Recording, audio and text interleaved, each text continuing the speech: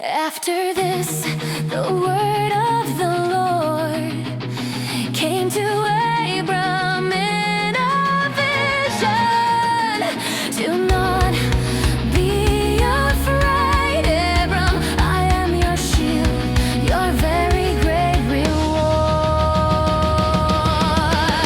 But Abram said, Sovereign Lord, what can you give me since I remain childless, and the one who will inherit my estate is Eliezer of Damascus?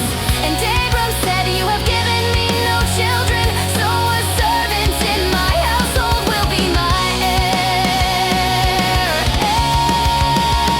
Then the word of the Lord came to him, This man will not be your heir, but a son who is your own flesh and blood will be your heir. He took him outside and said, Look up at the sky and count the stars, if indeed you can count them. Then he said to him, So shall your offspring be.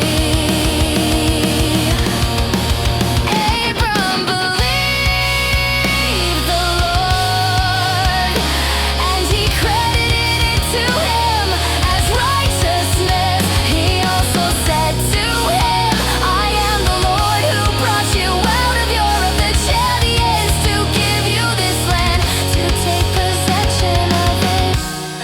But Abram said, Sovereign Lord, how can I know that